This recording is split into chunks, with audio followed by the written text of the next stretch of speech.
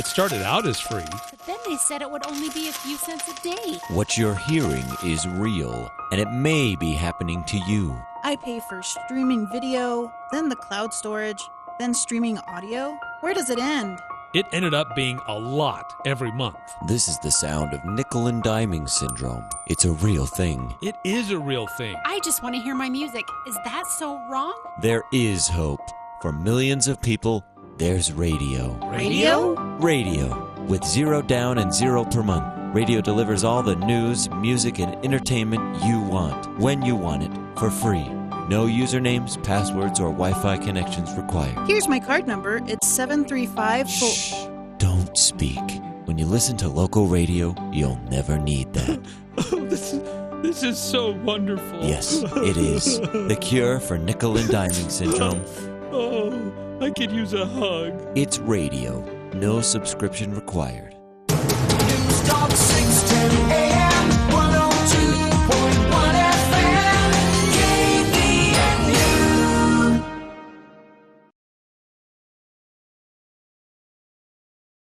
It's time for the Garden Guide with your host, Mark Anderson from Anderson Seed and Garden. New research suggests that people are more likely to eat vegetables if they have a tempting name.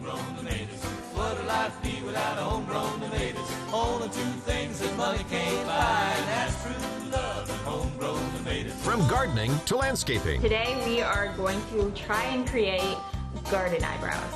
Kind of like the flowers are sprouting directly from your hair. That makes sense.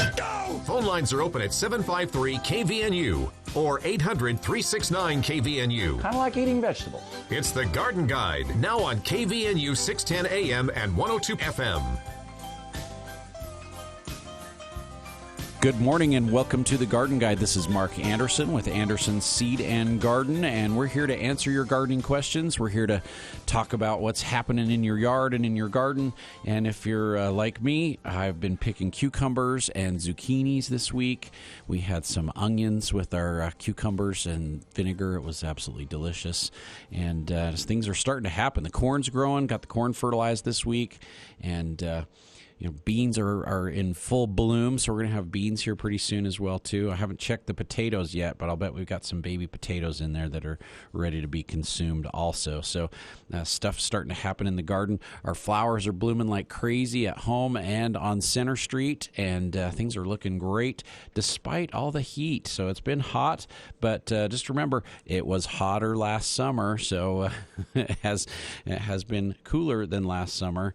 And we haven't had the fire. So I looked at the calendar from last year, and we had smoke blanketing Cache Valley last year. And so this is a welcome change compared to what we were dealing with last year. So that's the way it goes. But we've got some great things happening at Anderson Seed and Garden this weekend. Not only is the Pioneer Day Parade downtown this weekend, in fact, it's today, starts on Center Street and heads down towards Willow Park. But we've got some great specials going on. So we've got all of our 4-inch herbs are $1 right now. We've got some great ones to choose from still. There's rosemary, there was some basil, there was thyme, there was a lot of different things that were available still, and we have dropped the price of those down to $1 each. We've got some bloomed out perennials that are done blooming for the season, but the plants are still in great shape. We're selling those for 70% off. Great time to pick up some perennials for your garden that will look nice for this year, but they are done blooming, and so they just need to find a home, and they'll be back again next year to bloom some more. So bloomed out perennials are 70% off. We also have our regular perennials in 1-gallon containers are 20% off as well too. Now that's not shrubs and trees, that's just perennial flowers that are 20% off, but we do have our roses on sale for 25% off. So we still have a pretty good selection of roses. We're starting to get down to the last of what we brought in. We brought in about 600 roses, and we probably have about 60 or 70 left is all. So 25% off on our remaining roses. And then we're going to do a special today. So just for those of you that are listening on the radio, we're going to do 20% off on our hydrangeas right now. We've got gorgeous hydrangeas in stock right now. They are all in full bloom. They look amazing. We've got white, we've got pink, we've got blue, we've got purple, hydrangeas. And not only are they beautiful, but they are on sale for 20% off just for those that are listening to the radio today. So some really great specials at Anderson's this weekend to kind of get you outside and get you planting. And we've got cooler temperatures this morning. We've got a little bit of overcast, a little bit of rain. So it's going to be a great day to be outside and enjoy your yard and just get outdoors and enjoy being outside. So you are welcome to call in with questions or comments. We've got phone lines open, 753-5868, 753-KVNU. And I do have a special guest today. We've got Dave from Bicor. Nice to have you here, Dave. Thanks, Mark. The invite. No, it's wonderful to have you on the show. And as usual, we always have a lineup of things to talk about. But you've had a couple busy years there at Bicor, putting fertilizers together for people, whether it's on the retail side or whether on the ag side. You've been hopping. We've definitely spread our wings down there, haven't we? Yes, So, for sure. And had excuse me, and manufactured some good products for people. Yeah, to use. for sure. With the interest in gardening and with all the farming that's been going on and golf courses, you guys do a lot for golf courses too. It just seems like everybody's been outside, everybody's been working in their yard, everybody's been more interested in sticking their fingers in the dirt, and that's what our businesses are about. Well, that's good. It's growing. Yeah, people taking interest. We like growing. We like right. one way or another. We like to grow, but we're seeing a lot of various nutrient deficiencies in plants right now, especially iron. In fact, I probably had, I would say, about 10 samples brought in yesterday, and multiple photos sent over to me of iron chlorotic, deficient plants. I've been noticing it too. Whether it's maple trees or whether it's burning bush or spirea or petunias. I've got people with petunias that are just bright yellow instead of a nice green.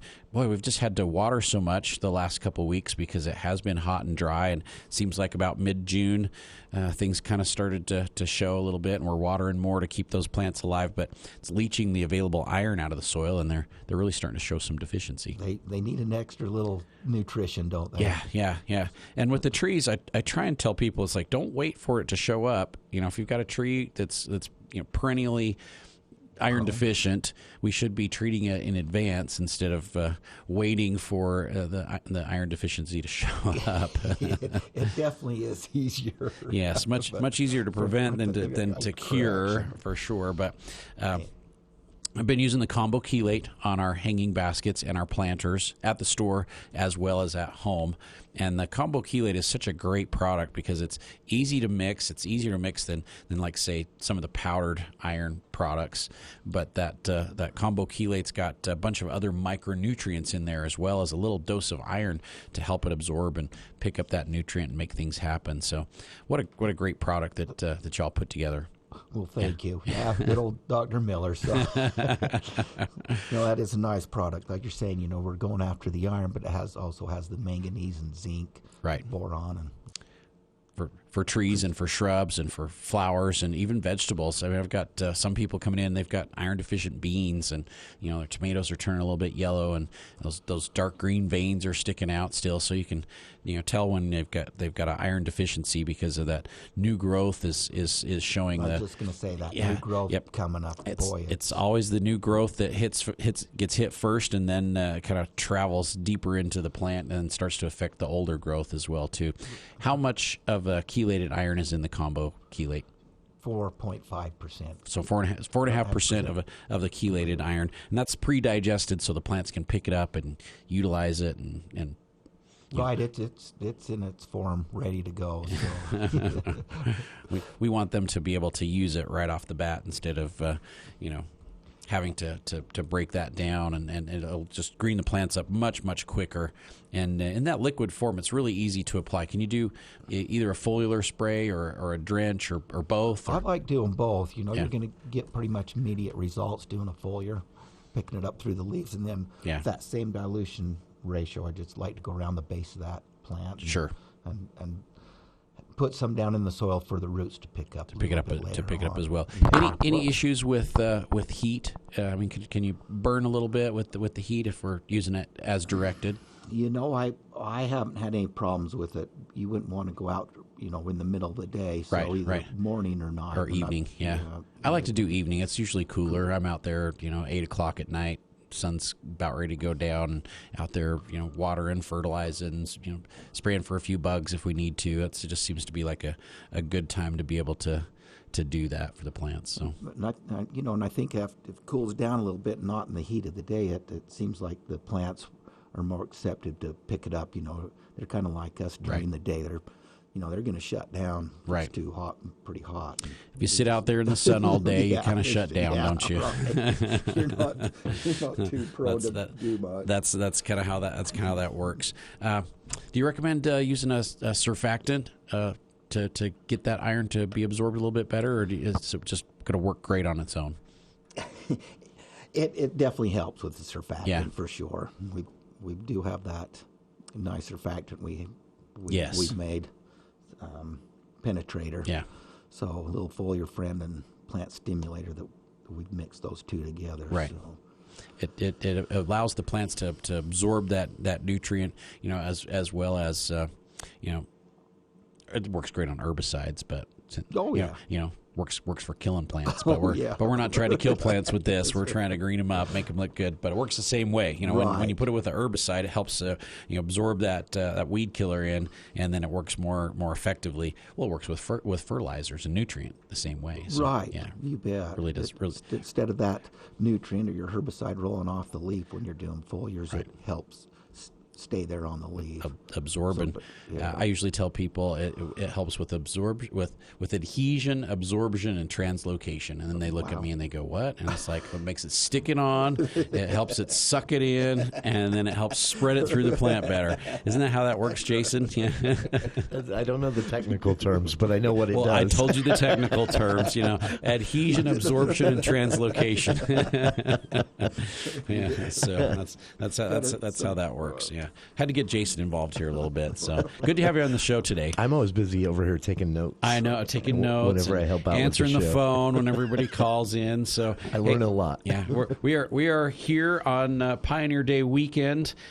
Mark Anderson with Anderson Seed Garden, Dave Brown with Bicor, a local company that makes amazing fertilizers, and Jason, who is a stalwart steady here at the radio show. Pushing all the wrong buttons. Yeah, exactly. And we would love to have you call in and join our conversation, 753-5868, 753-KVNU, or 1-800-369-5868. So like I was saying, I was out just picking like crazy in my garden this week, and then my corn's about 2 feet tall, so it was time to fertilize. So I got out there and I fertilized the corn and put some straight nitrogen down, furrowed and pushed that dirt on top of the nitrogen. Then I watered it really good, and I swear you can see the corn jump like an inch a day now.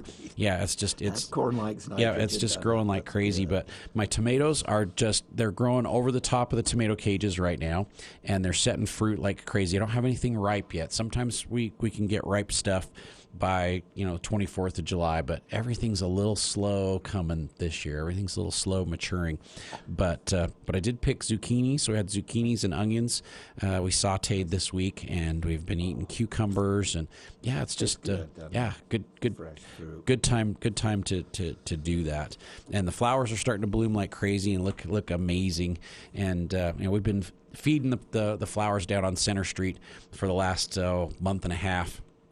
We really were late getting them planted because the weather just wasn't cooperating. So I think it was about the 10th or 15th of June by the time we finally were able to get everything planted without it looking like it was going to freeze and die. So really in just over a month, we've got just so much growth on those plants. They look great, lots of flowers, and the sweet potato vines are vining all over the place. So if you haven't been downtown and seen Center Street, come down Center Street. There's flowers and just beautiful plants all over the place, whether it's in the round planters or are in the big planting areas, or right in front of the store. We've got hanging baskets all over the place, and we've been feeding those like crazy with some wonderful products from Bicor. So we're probably grab this phone call, and then we can talk more fertilizers. But our phone lines are open, 753-5868, 753-KVNU, and you're welcome to call in and join us here on the Garden Guide. So who's up next, Jason? We have Laurie calling from College Ward. All right. Good morning, Laurie. Welcome to the Garden Guide. Good morning.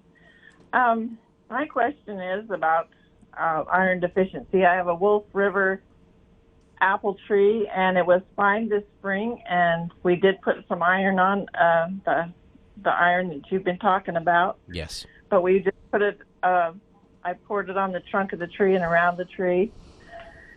But then later, like a month later, it was starting to go yellow, and it just kept, so I did another application. I did not do it full on the foliage. Yeah. But it still wasn't recuperating. So finally we resorted to the tree treats, which within a week snapped it right out of it. But I hate doing that every year.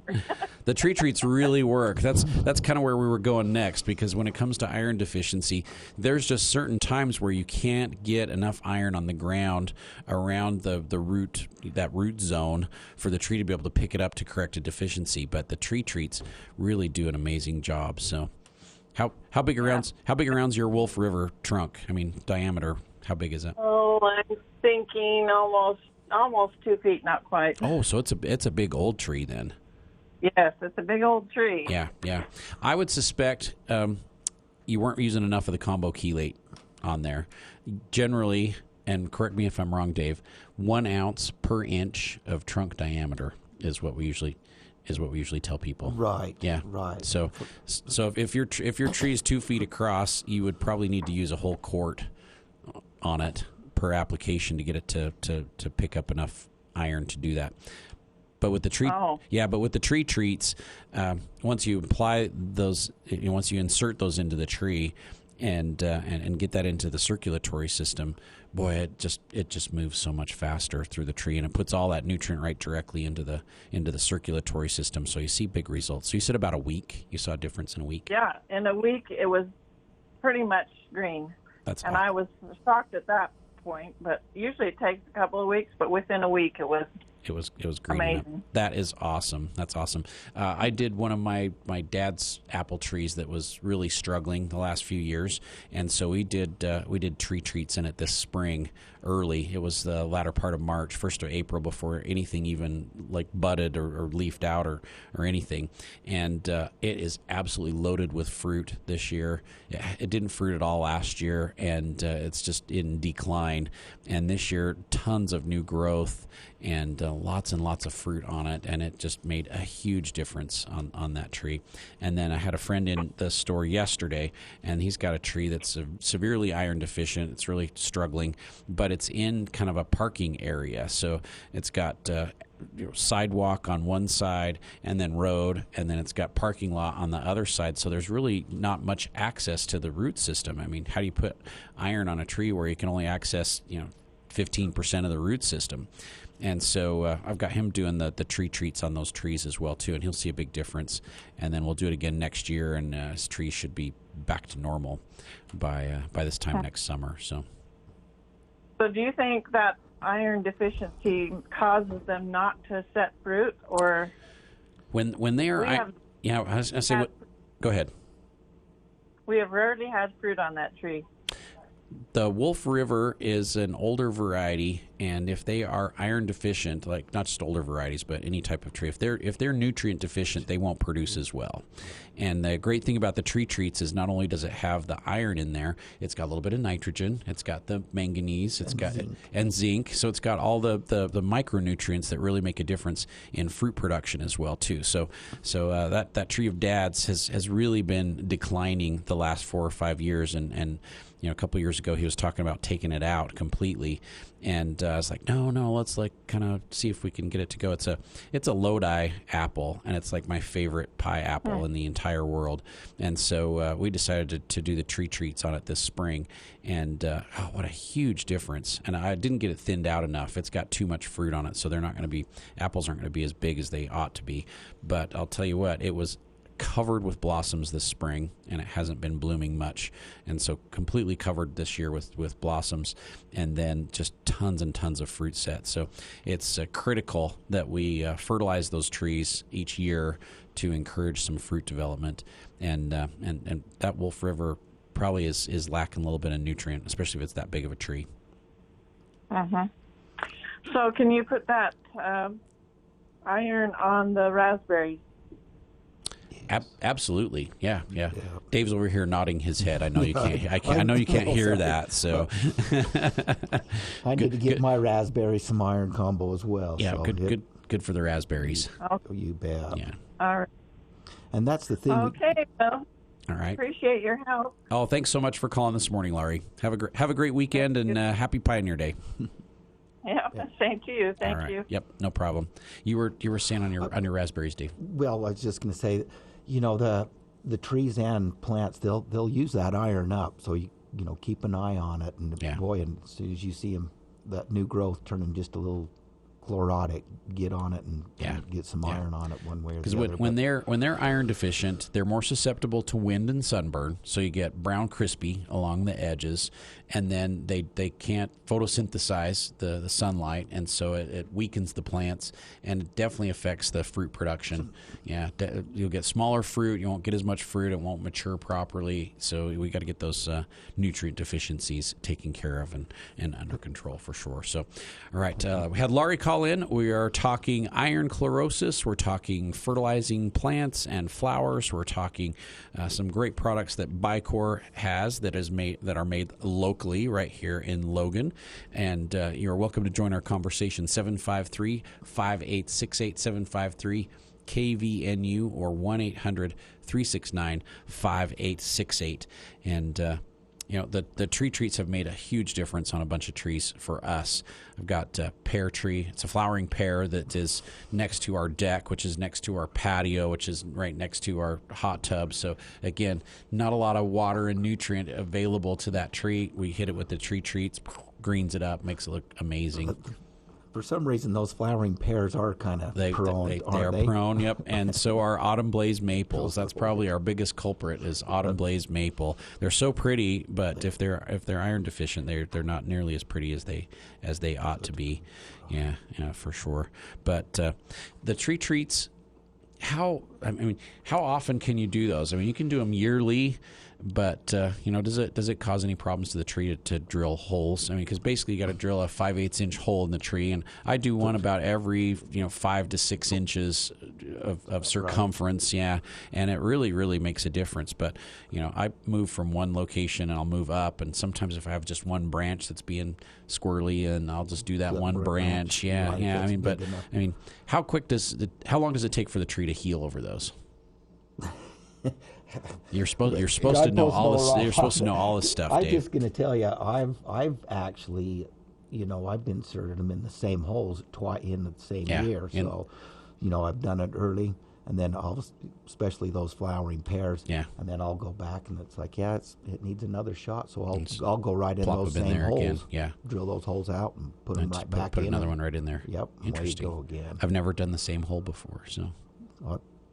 So yeah, see now Mark learns something new every year, So not only does Jason learn something on every show, but still taking notes.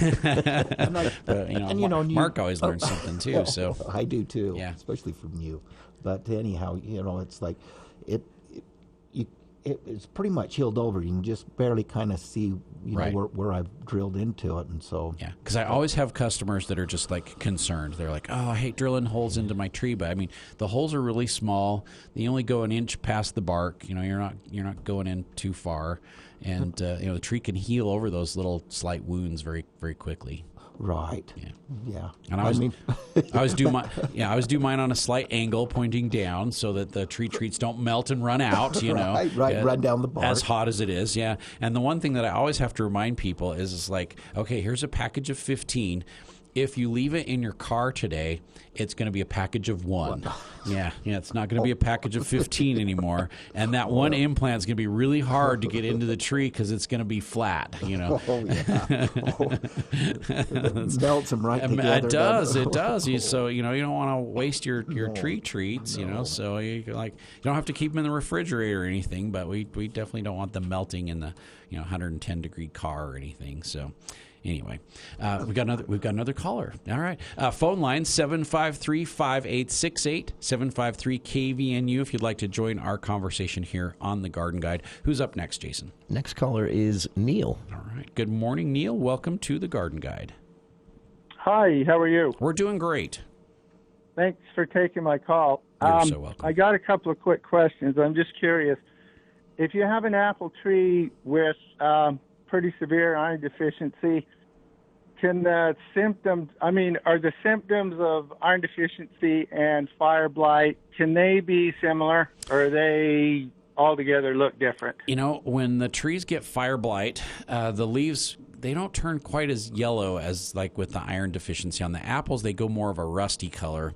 And what you'll see is the tips of the branches or the tips of the shoots will kind of do a shepherd's crook. They'll curl over. And then along the tissue where the bark is, you'll see the bark kind of pleat up. So it'll look kind of pruny. I usually tell people, when you get out of the bathtub or the hot tub and your fingers are kind of pruned up, that's what the tissue on the bark looks like. It'll pleat, and the iron deficiency won't do that. And the iron chlorosis, it will show up in the newest growth first.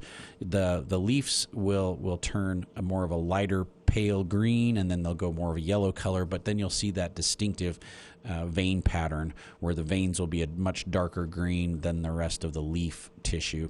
And with fire blight, you'll see them turn more of a rusty brown color, and you'll see that shepherd's crook, and you'll see more tissue just dying back and turning black along the stem as well too, which you really won't see with the iron chlorosis. And you'll see kind of crispiness along the edges of the leaves with the chlorosis as well too. So you're right. They do have some similarities in look, but when you look a little bit closer, they are very distinctively different in what they do. Okay. So yeah. And then one other question. Our tomatoes were doing really well until the last few weeks of really hot weather, and they just kind of went into stall mode, I guess is a good way to put it. And sure. We've been watering, fertilizing, but they just don't like this heat, and I'm wondering, should we shade them with something, or what can we do for that? That's a great question. Little afternoon shade is good. The tomatoes need the warmer temperatures at night to set fruit, and so a lot of gardeners have struggled to get their fruit to set because for a couple of weeks there, latter part of June, it was really pretty cold at night. We were getting warm days, but it was really cold at night. So now the last 2 or 3 weeks, we finally started to get warmer nighttime temperatures, and the plants are starting to set fruit, which is great. With my plants, I've been doing a water-soluble or a liquid fertilizer on those weekly, and I've been kind of focusing on the root system with either the compost tea or like the Kanga roots to really get those root systems healthy and big, and my plants are responding really, really well right now. We are seeing some stress issues on the tomatoes.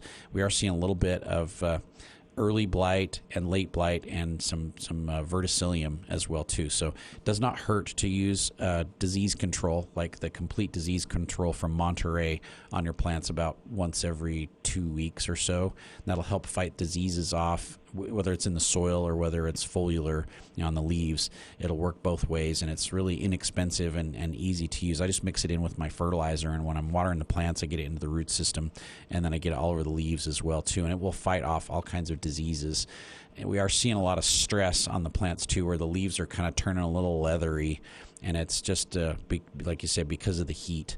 So I think I'd keep doing what you're doing, fertilizing, and I'm watering my plants about every 3 to 4 days right now, trying to let them stress a little bit in between waterings to get them to start setting fruit and ripening that fruit up. So don't water too frequently but water a little bit deeper and a little bit less frequently, and let those plants kind of wilt a little bit during the day. But if the sun goes down and they perk right back up, then they're probably good for a little while. So kind of keep an eye on that as well. Okay. All Thank right. you. You're so welcome. Good luck with your plants, Neil. All right. Have a good day. All right. You too. Thank you. All right. We are at the bottom of the hour. We better take a little break, Jason. Yeah. So 753-5868, 753-KVNU if you'd like to join us here on the Garden Guide. We're going to take a short break, and we'll be back in just a few minutes.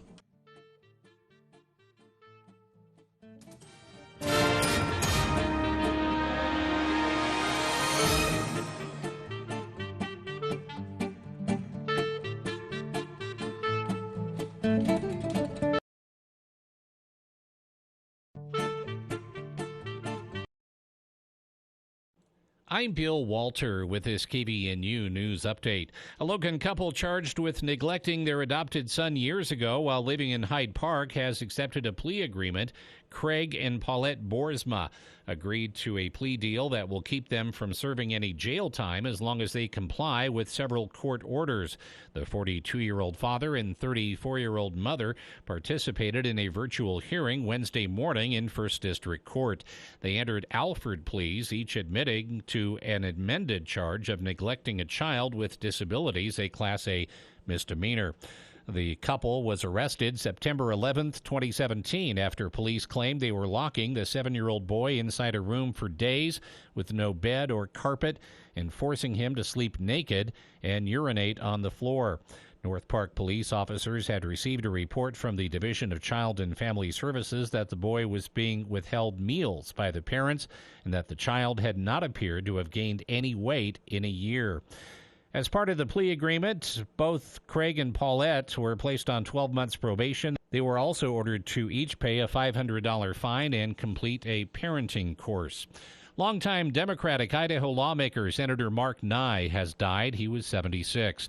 The Idaho State Journal reports Nye died last Saturday at a hospital after an extended illness. Nye was elected to the Idaho House in 2014. And 2 years later was elected to the state Senate, where he served 3 terms. He announced earlier this year that he would not run for re-election. Partly cloudy skies, hot temperatures continuing, mid-90s each day. Overnight low to mid-50s. You can always get more news at CacheValleyDaily.com.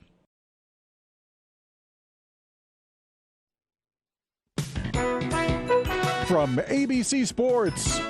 Hi, everybody. I'm Todd Ant. The streak is over in Seattle. Houston took down the Mariners' 14-game winning streak. Jose Altuve started the scoring early.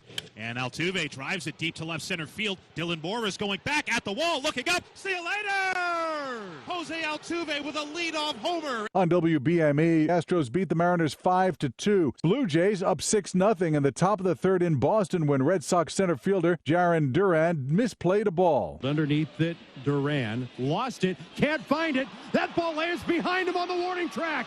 And now it's off to the races. Tapia is streaking around the bases, and he's going to turn the corner at third, and he's going to end up with an inside the park grand slam. That inside the park home run by Raimel Tapia put the Jays up 10-zip en route to setting a franchise record for runs in a game, crushing the Bo Sox 28-5.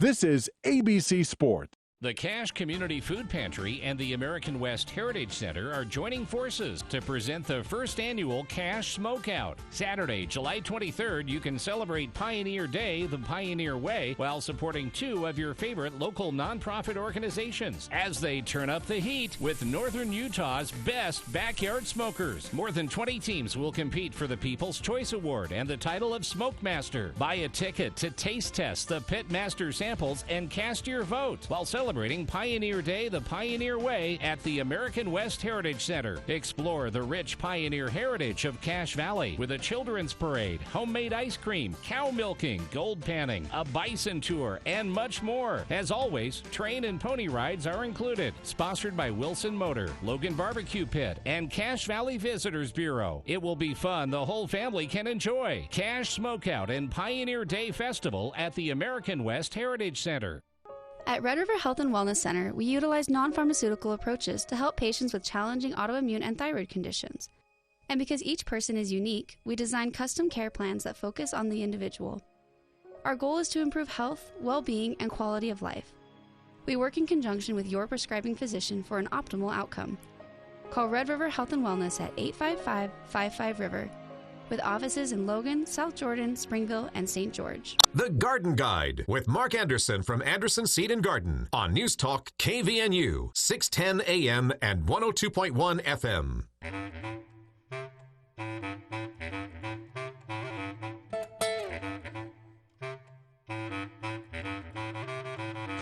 All right, and welcome back to the Garden Guide. We're just in here talking about gardening and watering our trees, and I was just listening to the ads going, ooh, the barbecue. This, I get to judge today. I'm one of the VIP judges today for the cook-off out there at the Heritage Center. So being a judge means taste testing. Unfortunately, there will be about 20 ribs that I'm going to have to try. So I know it's like that's terrible. I don't know how we're going to survive that. So that's this afternoon out at the American West Heritage Center. That's right. Yeah, so that should be a lot of fun. And then we got the parade going on downtown. And are there fireworks tonight too? We got fireworks. 10 p.m. Yeah, fireworks tonight. All kinds of celebration. I'm like half a day off, I swear. So and it's like Pioneer Days tomorrow and Mondays, everybody's closed. So we'll be closed at Anderson's on Monday, but not just for Pioneer Day, but we're doing some construction on our greenhouses. And so it's a good day for us to get some work done on the greenhouses. And it's better to not have people underneath the greenhouses when we take some of that old plastic sheeting off and put new on. And it's not fun to drop that on people's heads or anything. So Anderson's, we will be closed on Monday for Pioneer Day and also for some remodeling. We're going to put a new roof on one of our greenhouses, and we're going to extend one of our greenhouses out to the back gate, which I'm really excited about. Yeah, which is going to be really nice. So that'll all be covered. And so in the wintertime, guess what? Mark doesn't have to push snow anymore there. So, it's going to be so nice. It's like I can hardly wait. That's like the worst spot to clear snow is there between the back gate and the greenhouse. Yeah. So once we cover that, then we won't have to push snow in there because there won't be snow in there. Very nice. Yeah, I know. I was like, I'm going. This is. We should have done this Should have done this a long time ago. Yeah. So closed at Anderson's on Monday for Pioneer Day and for some greenhouse remodeling. We'll kind of be working on it this week a little bit, but we'll keep everybody out of the way. And most of the work's going to be done during the early morning hours and evening hours when it's a little bit cooler anyway. So our greenhouse crew is going to be coming in during off hours. So we'll still be open all next week except for Monday. But right now we've got perennials that are on sale for 20% off. I've got roses that are 25% off. Still have some good-looking roses and some really nice-looking perennials that are on sale. We're doing a special just today on our hydrangeas. So I've got just absolutely in full bloom, gorgeous hydrangeas. There's white, there is pink, there's red, there is blue, and there are purple hydrangeas, and we're doing those at 20% off. So if you want to get hydrangeas today, you'll have to mention it at the store if you go in there to look at the hydrangeas, that you can get that 20% discount on the hydrangeas, because this is a radio special only. So if you're listening today, you can get extra 20% off on our beautiful hydrangeas. We've got some that can handle full shade. We've got some that can handle full sun, and everything in between. And what a great shrub that just blooms with these absolutely gorgeous large flowers on there. So the hydrangeas. Bloomed out perennials are 70% off. Got some herbs that are $1. I've got a few annuals left that we've put on sale for $1 as well too, and they're all 4-inchers. So we've got some great specials and deals going on at Anderson Seed and Garden. And we're talking nutrition here today with Dave from Bicor, and Jason gets to chime in every now and then as well too. So great to have you guys here on the show today. And we were just talking about tree root feeding. During the break. So you said you got a root feeder. I found it at a trade show years ago at GrowCorp, but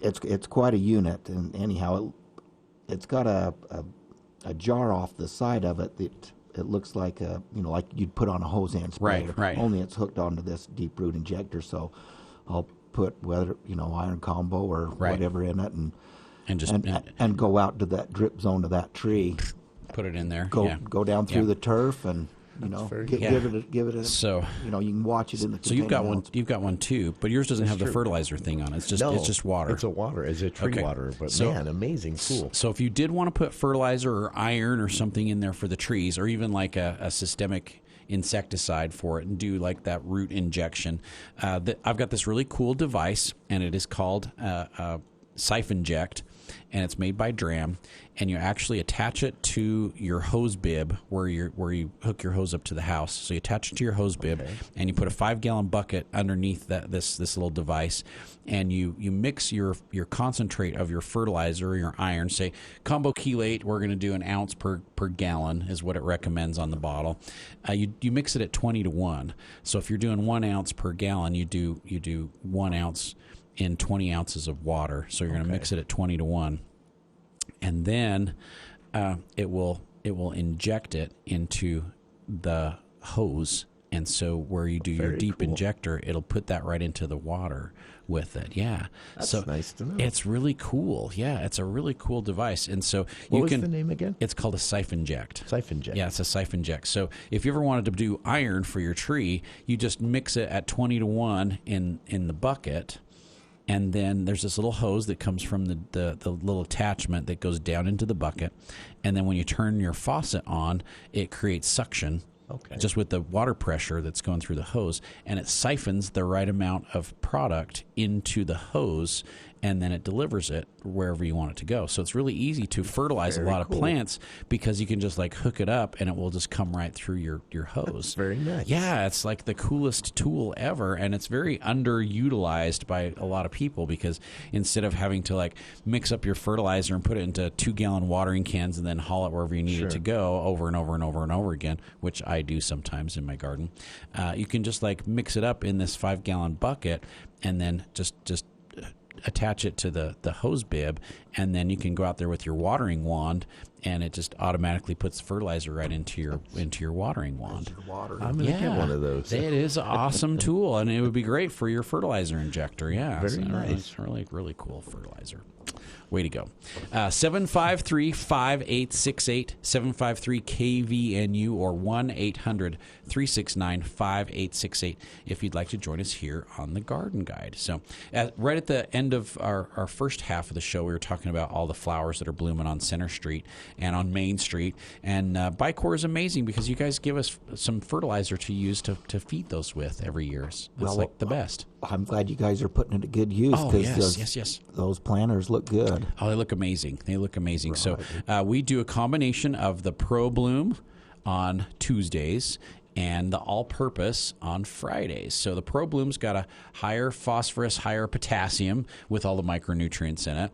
And then we alternate with the all-purpose, which has a higher nitrogen in it. And we do that because the higher nitrogen gets like our sweet potato vines to crawl like crazy, and it makes our wave petunias or our super petunias, it makes them crawl as well too. But then the higher phosphorus and potassium gets them to bloom like crazy. So, right, tightens. I like that. Yeah, so we alternate, and I mean we're not perfect. I mean sometimes we get them mixed up, and sometimes I throw a compost tea in, and it's like we kind of alter it around a little bit. But pretty much on Tuesdays we're fertilizing with high nitrogen. On Fridays we're fertilizing with the high phosphorus and potassium. Yeah, to really get them to bloom and to crawl and to bloom and to crawl, and then we throw the compost tea in every now and then just to kind of keep the soil healthy and happy, and makes the plants' root systems go like crazy. So, but between those two fertilizers, man, it just keeps the plants looking awesome.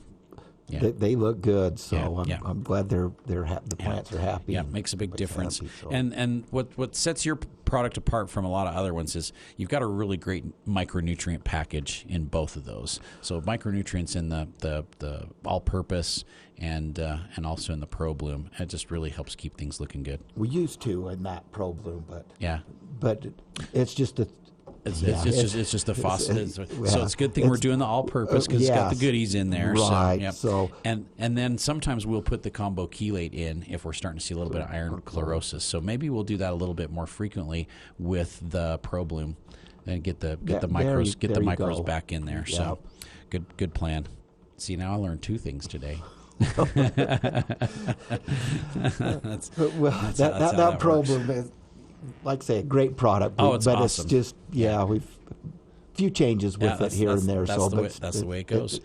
But we've still got the high phos in there. Between those two products, it just keeps our hanging baskets and our planters growing and blooming and looking good, even when it's 95 degrees outside every single day. So that's kind of what we've had. That's kind of what we've had. But think about last summer. I mean, we had like 10 days in the 100. And we haven't even hit 100 this year yet. I mean, maybe there was one day where we got really close, but we haven't hit 100 yet. So, I mean, it's normal for us to be in the mid-90s every day. It's the end of July. I know that we about died at the Pioneer Day Parade before, and not just here in Logan, but in Salt Lake. I know it's been like 105 down there on the asphalt in Salt Lake going to the dumb parade. Sweating. Oh, yeah. So yes, it has been hot this summer, but not nearly as hot as other years. And if you think about it, here in Cache Valley, we had a really cold, wet spring. I mean, it was cold and wet until about the second week of June. And so we've had a slow start to the season. So, I mean, for us to have cucumbers and zucchinis that we're picking right now, I'm feeling pretty good about it. And the beans are going crazy. And, the garden's looking really, really, really good. So I got nothing to complain about this summer. It's been really good. So no, and then like you say, knock on wood, the air's been nice. Yeah. Well, the last couple of years, boy. Just awful. Yeah. I guess we could still get it. So we'll keep our fingers crossed. Yeah. But I'll tell you what, Dave, when I did my like this year, I started my squashes and melons and cucumbers and pumpkins inside, because sometimes it's like the first part of June by the time I can get outside and get them planted. So if I do them from seed, then they're always starting really late. So I started them inside this year, and I used your seed starter. And the seed starter, it is one of my all-time favorite products. And again, very underutilized. There's not many people that really use it. We need to talk about some special sizes for Andersons, just so that we can have it for our customers to use. Because my stuff germinates so much faster when I use the seed starter. And I'll tell you, the root systems just take off like crazy. And the reason I figured this out a couple years ago, I wanted to start some pumpkin seeds inside, and I just had some small containers to put them in. They were smaller cells than what I usually would use for pumpkins. And I was doing a large pumpkin, so it was a really big seed. So a really large seed. And so when these smaller cells, I couldn't put 4 or 5 seeds in there. I mean, only 2 seeds would like fill the whole cell up. So being the smart person that I am, instead of laying them down flat, I stood them up on end. And I shoved them down into the soil. And so I was able to get 4 seeds in there where I would only get like 1 or 2. So it's like, no, I'm putting 4 in there. And so I shoved them in up, standing up instead of laying flat down. Watered them with the seed starter, put them on my heat mat, put them inside my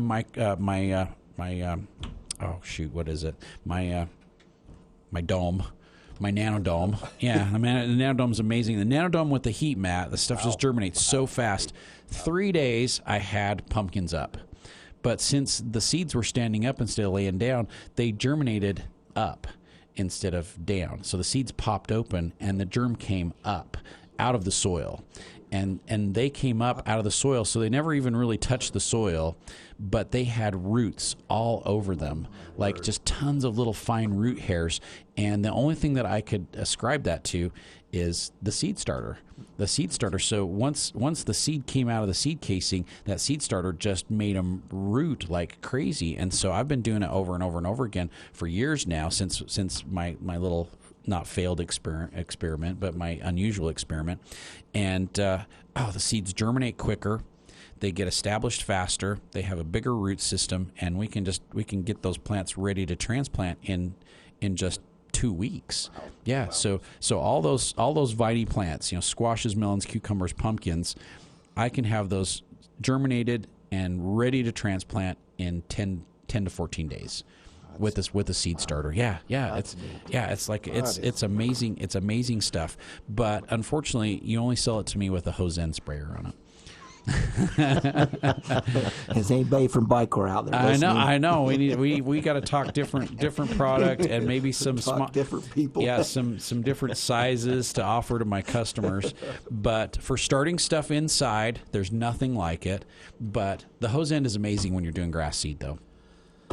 It is, but I'm hearing you what you're saying. For gardening, it's for gardening, the hose end doesn't work. So need our hose end. Yeah, but the hose end, I've used it on my grass seed too, and it germinates so quick. Like if you plant grass seed right now and you spray it with the seed start to get things started, and then you water it 3 times a day for 5 minutes. That's all it takes. 3 times a day for 5 minutes at like 9 o'clock in the morning, at noon to 1 o'clock, and then at like 4 to 5 o'clock in the afternoon. You'll have grass seed up in 5 days. Wow.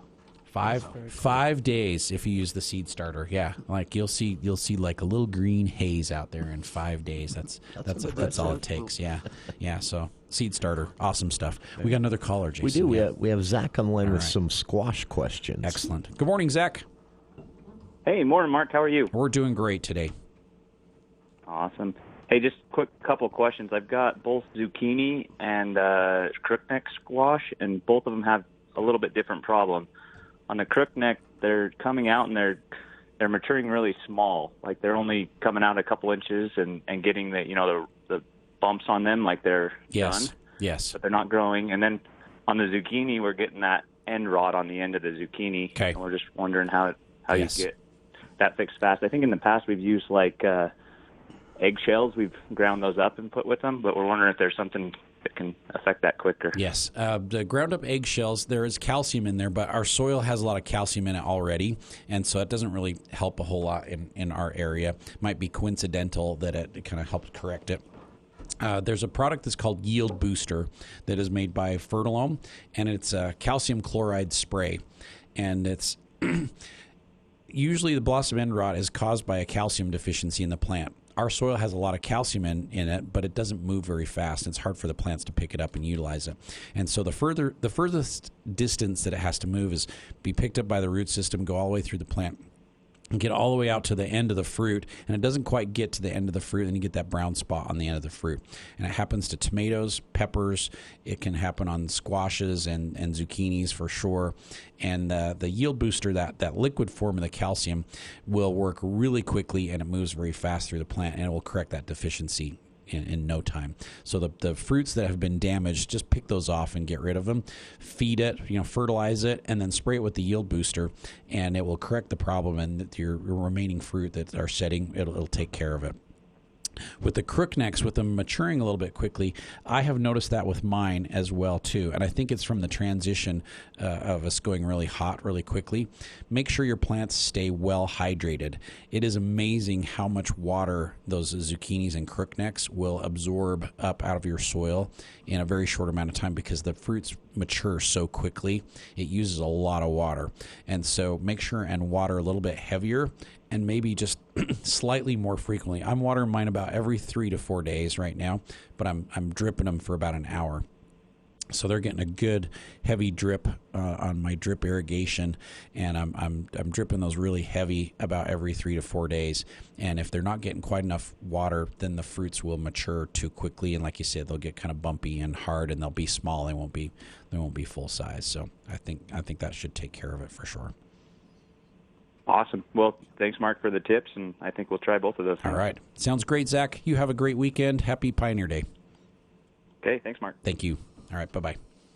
All right, we only have a couple minutes left there, Jason, don't we? It goes fast. It goes really fast. Holy smoke. Dave, anything else you want to talk about? We hit seed starter. We talked about tree treats. We talked about a bunch of really good products that you have at Bicor. Well, feeding your plants. Right. I'm glad that caller called in. You forget about calcium. Yes. Like you say, our calcium's kind of like a calcium carbonate, and it's hard for the plants to pick up. So they do need some little added calcium. Yeah. It goes a long way for that blossom end rot. Yeah. And you've got that in the foliar friend? Is it soil stimulator? Oh, the soil stimulator. That's right. It has that calcium in there.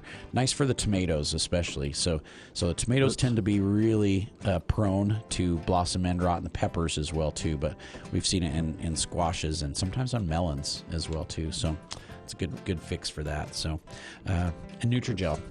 We never talked Nutrigel. Darn it. Yeah, I love the Nutrigel. If you're trying to save water in your hanging baskets and your planters, then Nutrigel is a great way to go. Good spring product. Yep. It's got the water retention polymer in there, but it also has the fertilizer in with it too, so you get the fertilizer as well as the water holding capacity. Right. That's a nice starter. Yeah, Nice it's starter. really great product. All right, at Anderson Seed and Garden today, we've got some great sales going on. Our perennials are 20% off. We've got roses on sale for 25% off. Our radio special today is hydrangeas. They are 20% off, and they're in full bloom. They look amazing. I've got herbs that are $1. I've got some annual flowers that are $1 as well too. So a lot of specials, a lot of sales going on. We are closed on Monday at Anderson's, but we're open all day today. Parade going on downtown. Lots of flowers. It's beautiful. Come hang out on Center Street and just enjoy just being outside. It's just Here day. Yeah, it's just a great time to be out there. Lots of great places to eat, and come and spend a little bit of time with us at Anderson Seed and Garden. And we'll be back again next week with another edition of the Garden Guide.